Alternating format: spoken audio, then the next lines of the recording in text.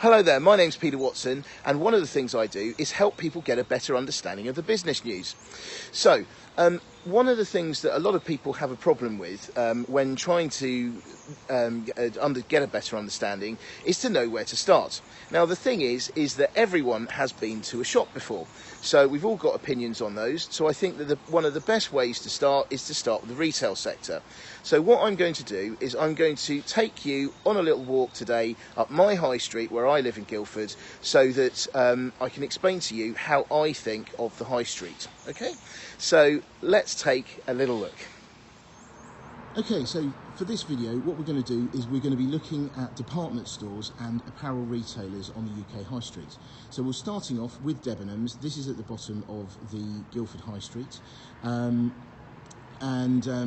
This particular one was built at the end of the 60s, but is actually going to close down after Christmas trading in 2019. So it's all part of the complete nightmare that is department stores at the moment in the UK high street. So there you go. So walking a bit further up the high street, we have got Next. Now, Next has had mixed fortunes recently, like a lot of other apparel retailers on the UK high streets. But one of the good things that they've done is they have signed a deal with Amazon recently, whereby you can actually collect your Amazon order from a Next shop. Now, this is really good for both companies, because for Next it means that there's going to be higher footfall of customers, so hopefully that is going to translate into better sales.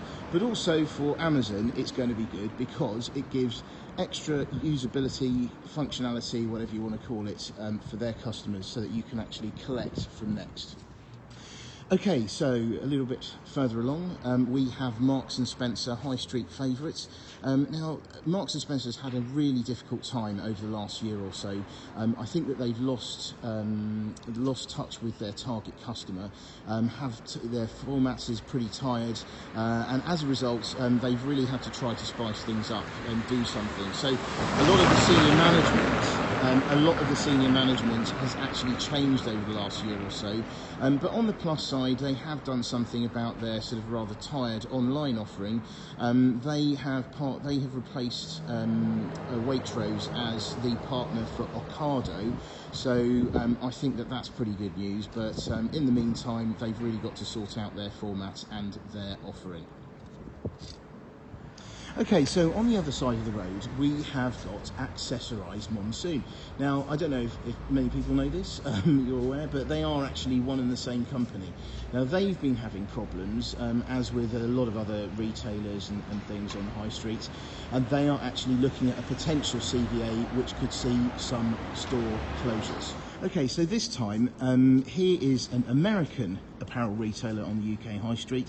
Gap is having some real problems at the moment, and what they're trying to do to address this is they're actually going to be splitting the company into two.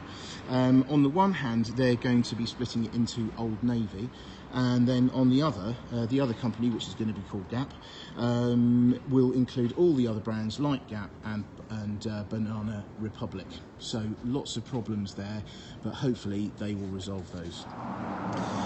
Okay, so actually, here is Jack Wills. Now, this was actually in the news this morning, saying that the owner of this company is actually a private equity firm called Blue Gem Capital Partners, who bought this company back in 2016.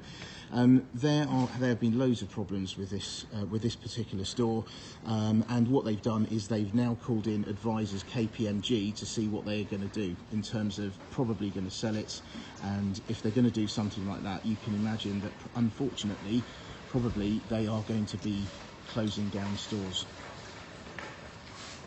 So the last place I'm going to talk about in today's video is the department store House of Fraser. Now, it was bought by Mike Ashley Sports Direct in May last year for £90 million. He's currently planning on splitting it into two brands. One brand is going to be called Fraser's, which is going to be the more upmarket designer label destination, and the other one is going to be called House of Fraser, which is going to have more mass market appeal. But it is the other sort of major department store in the UK, which is having an absolute nightmare. You know, we're going to be seeing ongoing news on that front. So that's the end of today's video. Thanks very much for joining me on my walk up the high street.